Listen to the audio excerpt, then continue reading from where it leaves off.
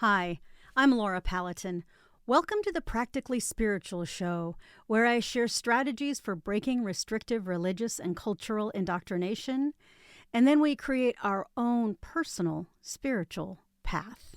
So in this episode of the podcast, I'm going to be exploring the question, what is normal? I think it's a question worth exploring. If we're going to examine our lives, let go of what doesn't work for us, seek out better practices, and just generally be ever-evolving people, we really have to continually reevaluate what we consider normal. And is normal something that's even attainable? Is it a goal worth striving for? So I'm going to play the theme song, and then we'll consider together, in a world simultaneously full of wonder and joy, chaos and fear, is normal even real? And is it a state we wish to reach? Welcome to the Practically Spiritual Show. Together we will learn, laugh, and grow.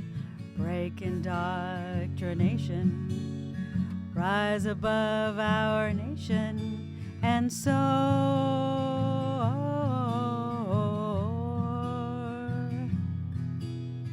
Welcome to the Practically Spiritual Show.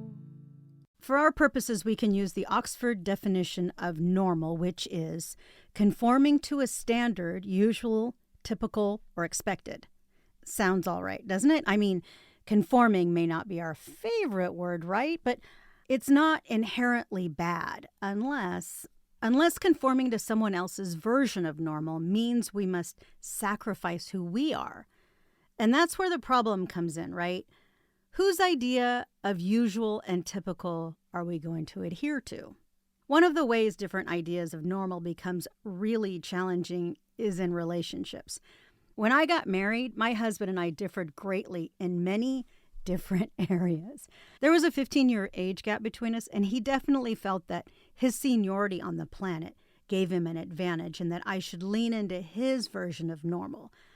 That's why I've told my adult children that finding a person that agrees with you on many of the fundamental principles of normal will make for a much smoother relationship. At any rate, one of our recurring disagreements was over brushing teeth. I know, sounds like a stupid thing to argue about, and it was. He used to get really irritated at me for brushing my teeth before bed.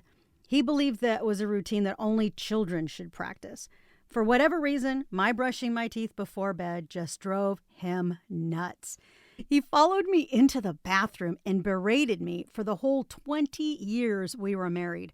I used to sneak into the bathroom alone and try to do it secretly. Yeah, I know.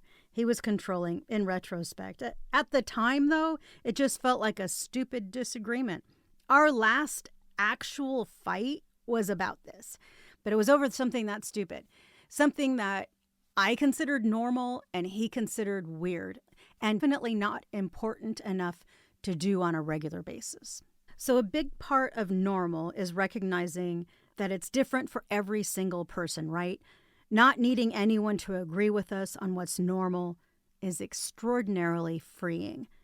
The idea of normal, what is not, is very subjective.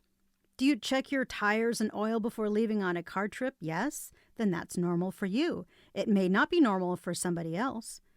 Do you drink coffee, tea, take a sweater if you plan to be out after dark, even if it's been warm all day?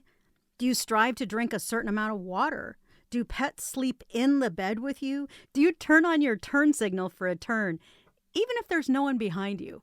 All of these are examples of things that we take for granted because it's so normal for some of us and can seem pretty weird to other people. We can even get really invested in what's normal for us. Normal is that groove we've worn into our lives that feels safe and predictable. When other people disagree with our version of normal, we can actually feel threatened. I propose we put effort into allowing other people to have their normal without applying their standards to us at all. So if someone tells us, well, that's not normal, all right, I don't feel any need to adhere to your idea of normal. So yeah, that's fine. My youngest son has always been interested in the many different ways people live their lives. He has friends from all strata of society. He sees people as people. He rarely judges anyone by their circumstances. This isn't anything he learned. This is just how he's wired. He has a knack for seeing the heart of people. It's funny because even as a child, he had friends of all ages. One of his first real friends he made in elementary school was a woman who volunteered at the school to run the school garden. I think he ate enough beets that year to last him a lifetime. Through him, I've become aware of my own biases about, quote, normal life, what I was indoctrinated to believe growing up. Many of those ingrained ideas of normal, my son has helped me to break. Turns out many of the rules I learned were not true for everyone. And I get to decide what rules are true for me, just as everyone else gets to decide what rules are right for them. Evaluating, reevaluating, and then evaluating again is how we move past our indoctrination. As we separate out from our lives what works for us and what doesn't, I like to think of it as a winnowing process. So winnowing is an ancient art of separating out the germ or seed from the plant that it was grown within, right? So if you have wheat, for example, you only want the germ of the wheat to make your bread, but it grows in this chaff. It grows in a little pocket. And in order to separate the part we can eat from the part that we cannot eat, historically, the seed would be rubbed against itself. So you just rub the seeds together and then throw it up in the air and blow on it or throw it up in a breeze. And the chaff or that grass-like part just gets carried away. And if you've ever seen it done, of course, I've not seen it in real life. I've only seen it in videos and film. It's a very elegant process. And sometimes, let's face it, separating out what doesn't work for us from what does is inelegant at best. However, I like the image of that, of just tossing up in the air these ideas and these principles and these hard-taught lessons, blowing away what doesn't work with the wind or with your breath, and then catching that kernel of goodness that we want to hold on to for our lives. Just like the chaff being separated from the grain, we can separate all these ideas and teachings that were put upon us growing up and get down to the very core of our being. We can release judgment that brings suffering and exist as pure beings. This is in no way a one-and-done process. I really believe it's a lifelong endeavor. Because even as we go through our lives, right, we learn about ourselves more. We become aware of prejudices that we have that we were not even aware of. That if somebody asked you straight out, hey, what do you think about this? You'd have to actually stop and think about it. You'd have to become really aware of your own biases. I've had the personal experience of feeling like I was doing pretty good spiritually, I've made a lot of progress. I've let go of a lot of stuff that I did not need that was harmful to me. And then I will just be forced to recognize a bias that I have that is not mine. An idea that was handed down to me that was drilled into my head and has nothing to do with what I truly believe. It's really important to be open to that. And to recognize that there is no endpoint, and that's part of the beauty of it, that we can be continually letting go of what doesn't work for us, especially as it affects our ability to free ourselves of judgment of others. Yes, our idea of normal is continually evolving. When we experienced a worldwide pandemic in 2020, we had to suddenly change a lot about our lives. Many people resisted this. There were widespread revolts to the precautions required to protect our medically vulnerable citizens. Historically, we can see that during the last big pandemic in America, the Spanish flu, people reacted similarly. People don't like to have their normal challenged. We often heard, "We are entering a new normal." No matter how hard people fought it, we were establishing new rules. We were entering a new normal. The abrupt and outwardly imposed nature of the pandemic rules caused a lot of people to resist them, despite the compassionate origin of the rules. But that's human nature, right? Have you ever known somebody that was about to break up with their significant other and all you heard about was how much they hated that person? Everything they did drove them crazy. They just couldn't wait to break up, but they couldn't come up with the words to use, blah, blah, blah. You've been there. I've been there more than once. And then that other person, whether they suspect that the breakup is coming or they've got their own reasons, they break up with your friend that's been complaining, right? And then your friend that's been complaining just falls apart that was the love of my life, and what am I going to do now? We do not like having the power to decide things taken away from us. And that's kind of what happened during the 2020 pandemic. It's just a miserable feeling to know that you don't get to make all the decisions in life. We like thinking we're in control. Being told to wear masks and that people couldn't gather together drove people crazy. There were secret weddings and celebrations with family and friends because people just couldn't handle being told no. Those gatherings often resulted in unnecessary sickness and sometimes death. Even the old people and the weak people and the vulnerable people in these families were dying, and they were still proud of their decision not to follow the rules. I never even heard. Did you? A super spreader event? Was that something that was invented during the pandemic, or is that just something that already existed but we'd never heard of it?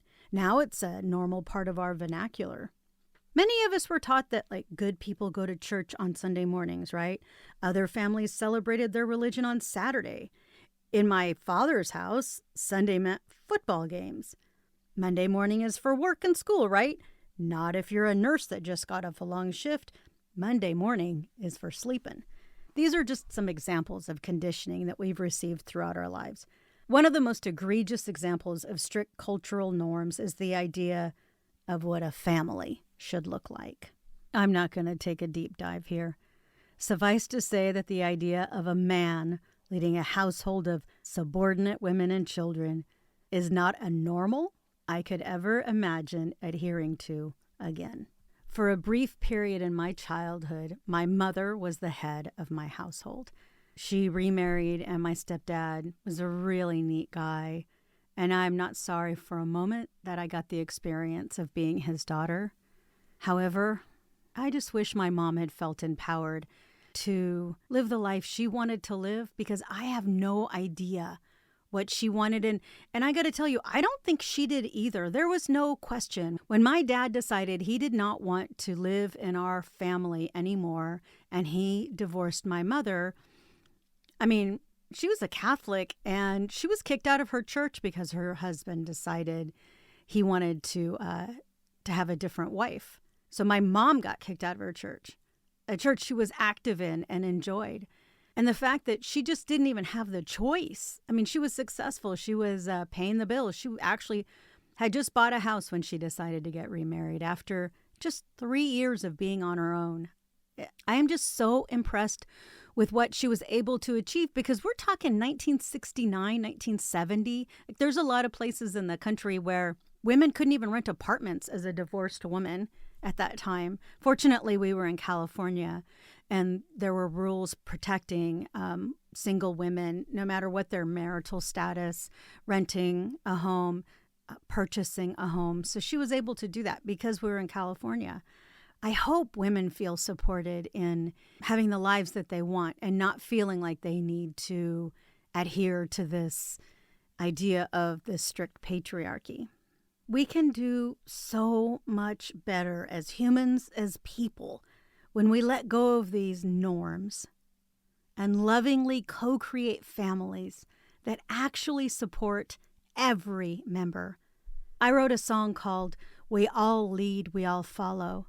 I wrote it about my secret community of wise women because I invented the community, right? So I could decide that the way the hierarchy works is that there isn't one. It's a cooperative community. And people who have a certain expertise naturally step to the forefront when an issue comes up or when an event needs to be planned. Rather than having somebody that's elected or assigned that holds power, the whole community holds power. We all lead, we all follow. This is the family structure I strive to achieve. There's no reason to discard every tradition, every norm as useless or worse. What I'm suggesting is that we carefully evaluate what we've been taught and decide what is for us, and at the same time recognize that everyone else is doing the same thing, to a degree. Release what no longer serves, trust other people to do the same, and stop worrying about what's normal for anyone. This brings us to the end of another episode of the Practically Spiritual Show. I hope you enjoyed it and found something of value for yourself. I make it really easy to reach out to me. I have a website for the show, thepracticallyspiritualshow.com, all run together, and a website just for me and my artsy stuff, laurapallatin.com. I'm on Instagram, Facebook, and TikTok. I'd love to hear from you if you have an idea for the show. I'm also working on a newsletter on Substack. I'm just still learning about Substack, but it looks like it could be a really cool way to create a community of supportive people. If that sounds like something that you're into, you can either send me your email through social media or go to one of the websites and send it that way, or you can sign up on Substack directly. Just look for Laura Pallatin. Until next time, take care of yourselves. And remember, there really is no them. There is only us. Thanks for listening to the Practically Spiritual Show. I mean it. Thank you so much for sticking around to the end. It means so much to me. I love you. See you next time. Bye-bye.